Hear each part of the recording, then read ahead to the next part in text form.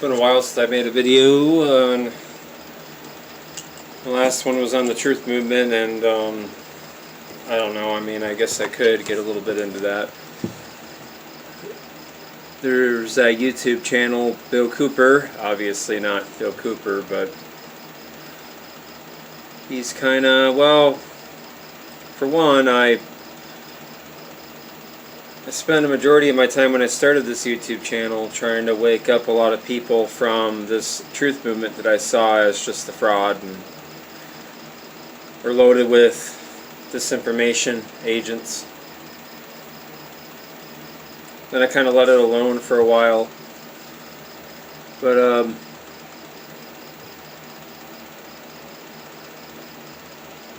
let me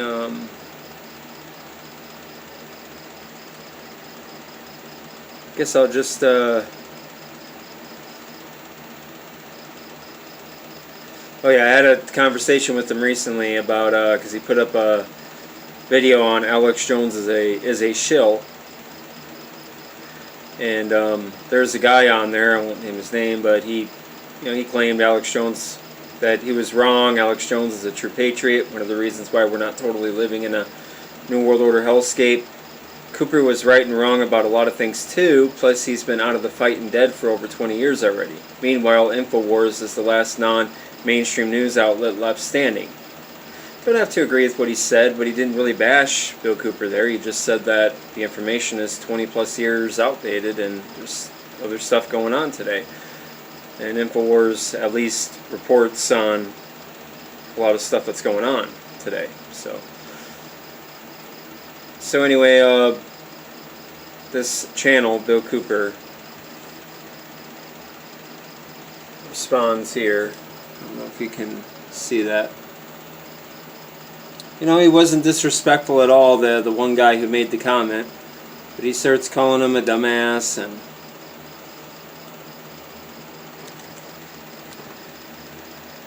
get your dumbass away from this channel. It should tell you a lot about what he said. He's been dead this long and he's still right about this shill. People like you are going to be the reason we lose our freedoms. And I don't think, I just thought, well, I don't know, he wasn't calling him any names, so So I told him, very mature, you have to call someone a dumbass because he or she don't agree with you in completely condemning Jones. You complain about Jones stealing others' info, yet all you do here is use other people's work, because he's accused Alex Jones to other people commenting on his channel that were defending Jones, that Jones isn't legit because Jones steals a lot of other people's work. And that might be true on some level, but I think I make the point that we all do it here. You complain about Jones stealing others' info, yet all you do here is use other people's, Bill Cooper's, work, which to some people could be considered stealing. Kind of sounds hypocritical if you ask me, but then again, many blind disciples of this truth movement, I spelled it TROOF just to make it goofy, because that's exactly what a lot of this truth movement is, regularly are hypocrites. You preach you do all this work, the sheeple don't dare to. Okay, again, what work do you really do? And I'm asking him that because if you scroll on his channel, all you really see is just rehashed Bill Cooper episodes and shows on stuff that, it's just, it's his work. It's not, his doing at all. All I see is you using others' work by doing nothing but posting another man's work, Bill Cooper's. And, I go on, but I tell him that, hey, this is, take a look at my channel. I don't have many subscribers. My backup channel, here, I only have 8 subscribers. It might get low. It don't matter to me. But it's not huge. I don't have the greatest quality. My videos consist of you seeing me, and I'm not running on a script, and I'm not a very good improviser on certain things sometimes, so you'll notice I stammer and I go a lot, and I try the best, but I still try the best that I can do, and it's my own work. So why don't you go out and do that, since you're bashing everyone else for not doing work, is what basically I told him. And then I just went on about Behold a Pale Horse and why, okay, we're going to talk bad about David Icke and we're going to talk bad about Jones. Let's just talk bad about a lot of them, because here in this book here, he talks about, which I know he says that this is what he read while he was in Naval Intelligence. But even if you just read that Naval Intelligence with a man of his intelligence, wouldn't you think that he would have read that and went? I'll read you the quote here. I just wanted to show it because I gave him this quote and I said, well, you tell me if this sounds legit, if this sounds like something that'll wake somebody up who already thinks that we're wackos. When the aliens, this is page 212 of Behold the Pale Horse, when the aliens were confronted with this finding, and this was this finding of some prophecy from some intelligence operation. Okay, I'll just start right here. The events at Fatima in the early part of the century were scrutinized on the suspicion that it was alien manipulation. An intelligence operation was put into motion to penetrate the secrecy surrounding the event. The United States utilizes Vatican moles and soon obtained the entire Vatican study, which included the prophecy. The prophecy stated that if man did not turn from evil and place himself at the feet of Christ, the planet would self-destruct and the events described in the book of Revelations would indeed come to pass. The prophecy demanded that Russia be consecrated to the Sacred Heart. It stated that a child would be born who would unite the world with a plan for world peace and a false religion. People would discern that he was evil, the Antichrist, World War III would begin, and so we get the context then. When the aliens were confronted with this finding, they confirmed that it was true. The aliens explained that they had created us through genetic manipulation in a laboratory. They stated that they had manipulated the human race through religion, Satanism, witchcraft, magic, and the occult. They further explained that they were capable of time travel and the events would indeed come to pass if the conditions were not met. Later exploitation of alien technology by the United States and the Soviet Union utilizing time travel in a project named Rainbow confirmed the prophecy. The aliens showed a hologram, which they claimed was the actual crucifixion of Christ. The government filmed the hologram. So again, you're trying to wake somebody up and you show them this. That'd be no different than showing them something from David Icke, just saying, whether true or not. And so we could point out all that stuff with all these truthers, and so I was just trying to make a point to him that maybe we should focus on the things that are going on. But I guess they don't really want to. He didn't really want to do that, so he started insulting me. But anyways, who cares?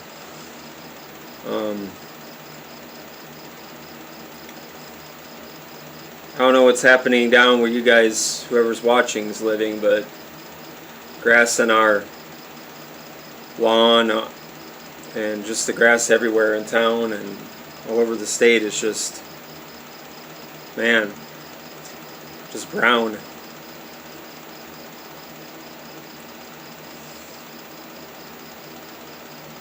So there's news about drought. This is from Vox. The West has all the ingredients for another terrible wildfire season. And I bet that's not part of the plan. Extreme heat and extreme drought are combining to drive up fire risks, but blazes aren't inevitable. Summer has not officially started yet, but wildfire season has already arrived in the U.S. Now an intense heat wave coupled with extreme drought is threatening to make things worse. Large wildfires have already burned 981,000 acres this year to date. More than 766,000 acres burned by the same time last year, according to the National Intra-Agency Fire Center. And it goes on, but gee, I wonder, it makes me think, because we're not even summer yet, and it's going to be 100 here tomorrow. And we've had no rain. We've had like one rainy day. I don't remember that ever being the case in spring and summer. I remember there being some couple times out of the month or so you'd have a couple days of rain. But nope, we're not getting any kind of rain, so something's obviously not right with the weather, and something's definitely going on. And we know, that likely the elites are doing something to help instigate this situation, so they can create the conditions to the climate catastrophes to to get the public to accept order out of chaos, the Agenda 21 plan. But, that made me think of this that I printed out a long time ago. You can read that. Weather as a force multiplier, owning the weather in 2025. This was declassified in...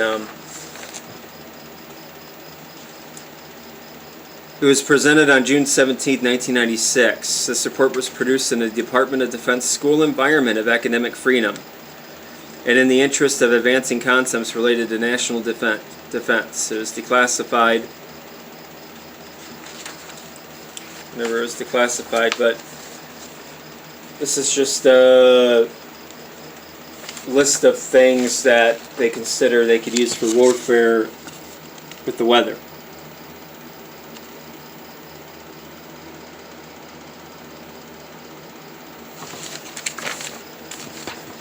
One thing caught my eye: precipitation enhancement and precipitation denial. Deny fresh water, induce drought. Of course, you have storm enhancements and precipitation enhancements. In the United States, weather modification will likely become a part of national security policy with both domestic and international applications. Our government will pursue such a policy depending on its interests at various levels. Oh, it's just a conspiracy theory. I have a document right here talking all about that.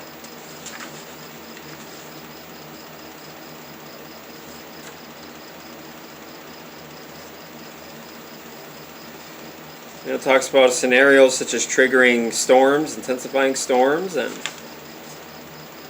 this scenario may seem far-fetched, but by 2025 it is within the realm of possibility, and China's even, doing that kind of stuff, I hear, with, I guess, helping it rain, or, having the technological ability to do that.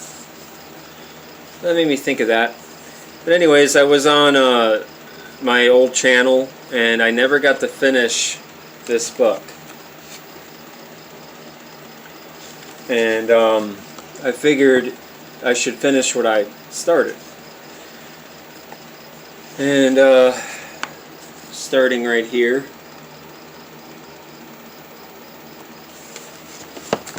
get a drink of my pop here.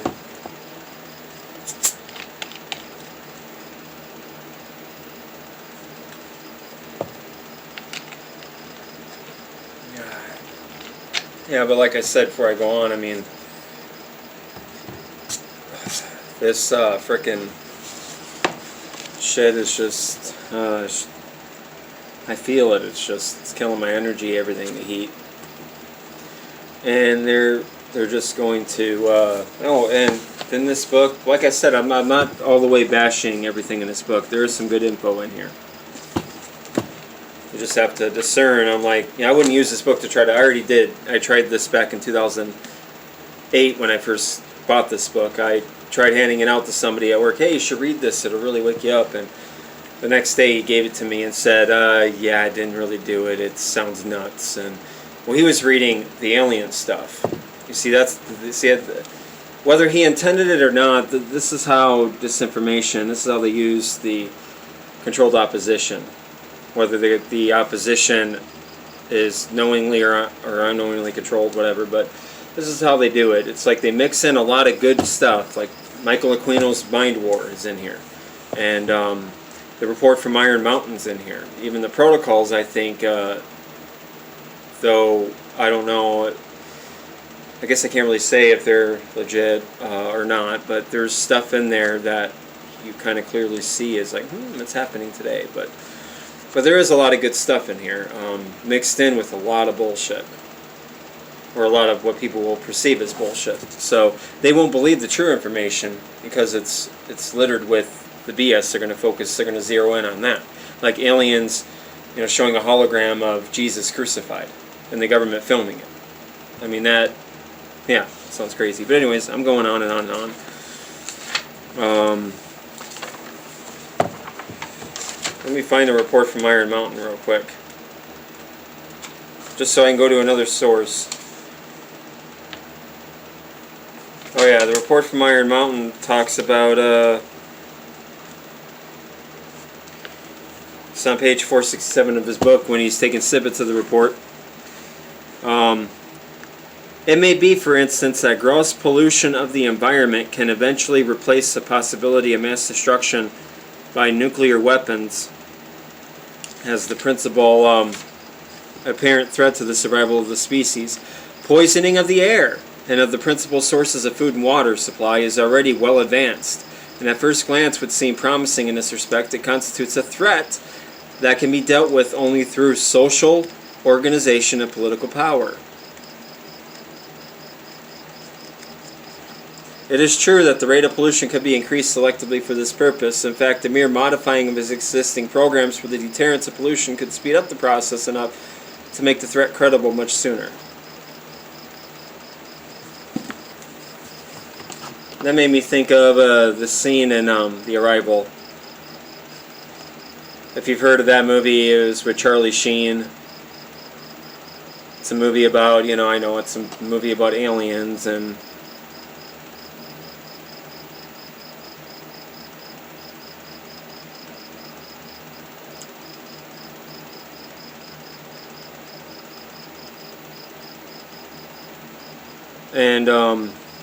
he worked for NASA. He gets fired because he hears a message of supposed UFO, and and it's not here. But they talk about that these aliens that have come here, they're like transforming our world into theirs, so they're deliberately heating up the environment. It's in '96 that it came out.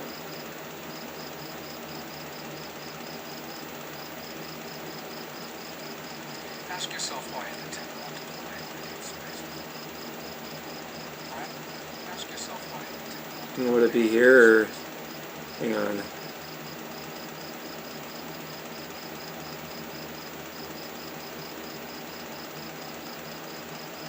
It's a pretty decent movie. I like it. I'm really just legging on. I guess this is the only scene I could find. You can hear it.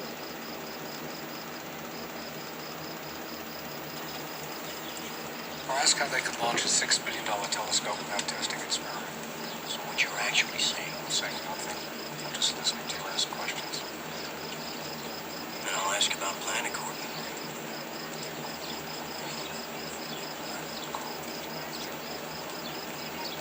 Sorry, I don't know. It's a factory down in Mexico.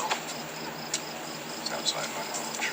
One of 20 being built in third world countries where there's no laws to protect the air. Built where it's hot, because you like it hot, Gordy. Don't you?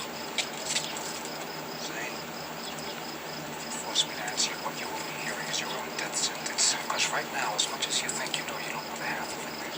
Right now, you're just one little guy with a big conspiracy theory and no proof. The world is full of them, so Zane, you take great care of what else you choose to learn. They're terraform factories, aren't they? You're pumping out greenhouse gas. Now you're dead. You're changing the air, the temperature, and the whole ecosystem. We're just finishing what you started. It would have taken you 100 years, we'll do it 10. Just speed along your own demise. Like you spent Calvin alone. And a lot of green, right? If you can't tend to your own planet, none of you deserve to live here.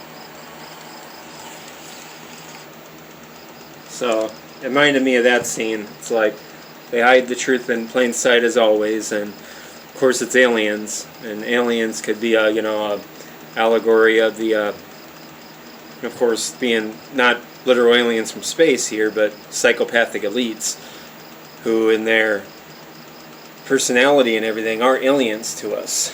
But anyways, Yeah, so it reminds me of what's going on now. Yeah, they're deliberately bringing about this climate situation because they need a reason and a justification of ruling the world. So we're going to get into and finish this, the organization that's helping to bring all this about. It's page 191. In 1785, the Bavarian government exposed Adam Weishaupt's plan to destroy Christianity and control governments. However, this was not the end of the Illuminati, as most historians have written. Weishaupt's plans were only interrupted and dealt with as a dangerous revolutionary force in Germany. The other nations that the Illuminati were operating in did not heed the warning from the Bavarian government. Just a couple years later, the plan to destroy Christianity and world governments was first seen in the French Revolution. The same revolutionary force reappeared again in Germany, called the League of the Just, with branches in London, Brussels, Paris, and Switzerland. Napoleon, when he came into power, would not tolerate the activities of the Jacobin clubs with their independent opposition, so he completely suppressed it. However, the Illuminati just operated under other names. It was under the name of the League of the Just that Karl Marx became a member. He was hired to update the writings of Adam Weishaupt, written 70 years earlier. Weishaupt died in 1830, but his revolutionary plans were carried on by a list of his successors. In 1842, Karl Marx began to write revolutionary propaganda for the League of the Just, hoping to cause a spirit of unrest. In 1844, in collaboration with Frederick Engels and under the supervision of the League of the Just, Karl Marx began to write the infamous Manifester, I can't read that, commonly known today as the Communist Manifesto, which appeared at the beginning of 1848. Later, the Illuminati, operating under the name of the League of the Just, changed their name to the League of Communists. The Communists celebrate May 1st as the birth of their revolutionary movement because it was the birthday of the Illuminati, founded by Adam Weishaupt. And it is not by chance that all communists use the pentagram, five-pointed star, as one of their insignias. And it is not by chance that the communists use the term red to describe their revolutionary movement. The Rothschild international banking family, who for some 200 years had a great influence on the economic and the political history of Europe, was founded by Mayer Amschel Rothschild February 23, 1744 in Frankfurt. He had 5 sons, and the family name derived from the red shield on Mayer's ancestors' house. It was Adam Weishaupt and the House of Rothschild who started this partly religious and partly political movement, foretold in prophecy as the scarlet-colored beast that shall ascend out of the bottomless pit, spiritualism, Revelation chapter 17, 3 and 8. And again, I don't necessarily agree with the religious views. This is more Seventh-day Adventist theology here. I don't agree with it, but like I said, the information, as you can hear, is pretty good and accurate. In the 1890s, this world revolutionary movement added to its membership Vladimir Ulrich Ulyanov, who changed his name to Nikolai Lenin. As the Illuminati terrorist group in France, Jacobin clubs, caused the fall of the government of Louis XVI, so did their later aristocratic brethren operating under the name of Bolshevism, caused the overthrow of the Tsar in Russia, and caused the Russian Revolution in 1917. It will be shown that these communists were financed by both European and American international bankers. The ideas Lenin developed were directly from the Karl Marx Communist Manifesto, and the ideas founded in the Communist Manifesto were directly from the writings of Dr. Adam Weishaupt, who took his orders from the House of Rothschild. Gary Allen, in his multi-million bestseller, None Dare Call It a Conspiracy, states the following about Marx's Communist Manifesto, quote, "If you study Marx's Communist Manifesto, you will find that in essence Marx said the proletarian revolution would establish the socialist dictatorship of the proletariat. To achieve the socialist dictatorship of the proletariat, 3 things would have to be accomplished. 1. The elimination of all right to private property. 2. The dissolution of the family unit. And 3. Destruction of what Marx referred to as the opiate of the people, religion." Allen goes on to say, Karl Marx was hired by a mysterious group who called themselves the League of the Just Men to write the Communist Manifesto as demagogic boob bait to appeal to the mob. In actual fact, the Communist Manifesto was in circulation for many years before Marx's name was widely enough recognized to establish his authorship for this revolutionary handbook. All Karl Marx really did was update and codify the very same revolutionary plans and principles set down 70 years earlier by Adam Weishaupt, the founder of the Order of the Illuminati in Bavaria. And it is widely acknowledged by serious scholars of this subject that the League of the Just Men were simply an extension of the Illuminati, which was forced to go underground after it was exposed by a raid in 1786 conducted by the Bavarian authorities. Unquote. That's None Dare Call It a Conspiracy. Allen, Concord Press, 1971, page 25. Even though Gary Allen dates the exposure of the Illuminati at another year than what we read from a Masonic book, nevertheless, it does not alter the fact that these things are historically true. Karl Marx also called for the abolition of capitalism, which he believed was a struggle between the bourgeoisie, the middle class, and the proletariat, the workers. Marxism tells the poor that if they would establish a dictatorship of the proletariat, which would set up a classless communist society, everyone would live in peace, prosperity, and freedom. There would be no more need for governments, police, or armies, and all these would gradually wither away. Marx said that the ruling class would never willingly give up its power, and that struggle and violence were therefore inevitable.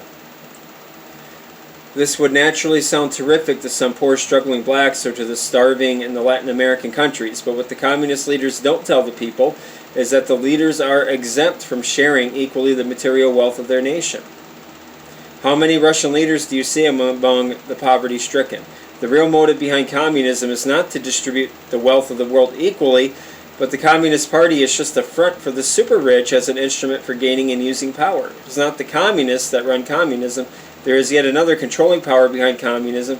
Communism and socialism are just arms of a more devilish conspiracy working behind the public eye that is being run from Moscow, not being run from Moscow or Peking, but from New York, Paris, and London. Very true. And a lot of these, Black Lives Matter and Antifa useful idiots still do not see the fact that they are not contributing to, making anything better for their race or their cause. They're just being used. Let me get another drink here.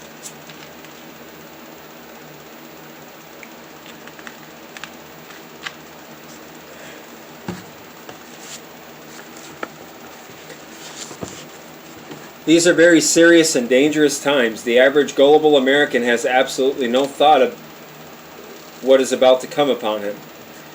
Awake, awake. This is a very serious and dangerous anti-Christian movement that has been working politically and socially since the French Revolution to destroy the sovereignty of this nation and all nations around the world.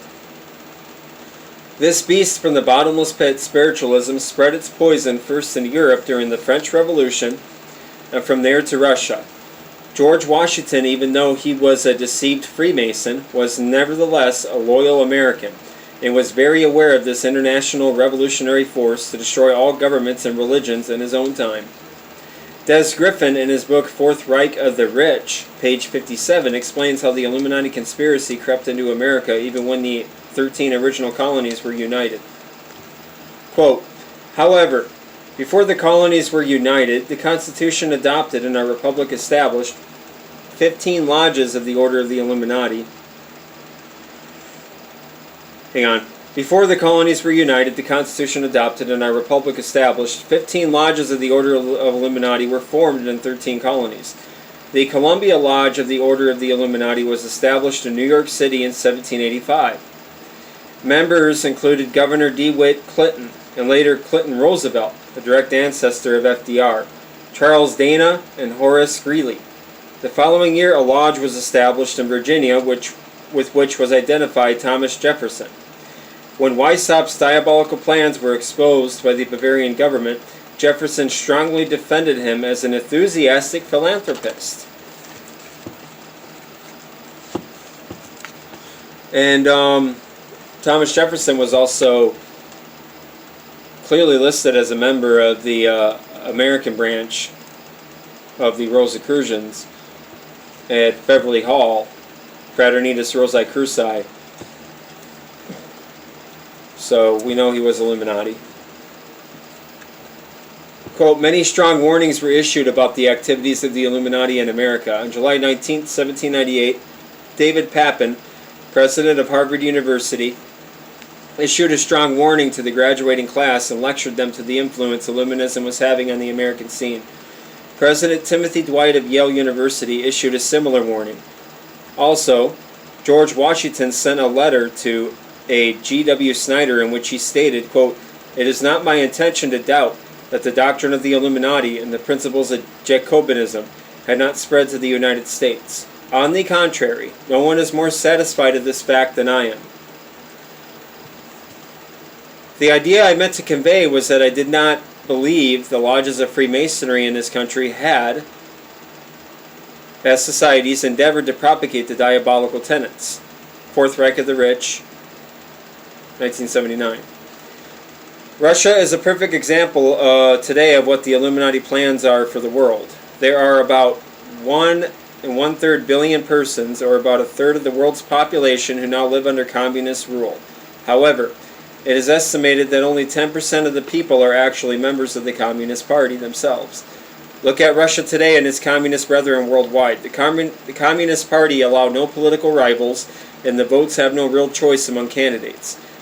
The truth is that the Communist Party itself is a highly centralized government, and only its top members make important decisions. Most communist countries are nothing less than open-air concentration camps. And contrary to Marxist predictions, their conflicts, crime, and prejudices have not vanished in these communist countries. There is just as much centralization of the wealth of a nation for the gain of a few at the expense of the poor and middle class in communist countries as there is in non-communist countries. There can also be seen in communist countries the same national and racial hatred they were supposed to be free of. Who are really pulling the strings today behind the communist world revolutionary movement? Gary Allen's statement in his book, None Dare Call It Conspiracy, could not state it any plainer. On page 35, quote, communism is not a movement of the downtrodden masses, but is a movement created, manipulated, and used by power-seeking billionaires in order to gain control over the world. First by establishing socialist governments in the various nations, and then consolidating them all through a great merger into an all-powerful world socialist superstate, probably under the auspices of the United Nations, unquote. None dare call it conspiracy. And that's probably true. That's what they're trying to do right now with their Agenda 21. It is the international bankers who are actually pulling the strings that control the affairs of communism, not the communists. Russia, China, Cuba, Poland, etc. are taking their orders indirectly from the super-rich international bankers who control the commerce of this world.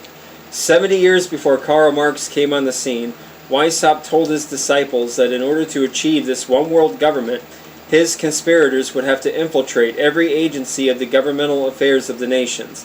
They first used the Masonic lodges, as we learned earlier, to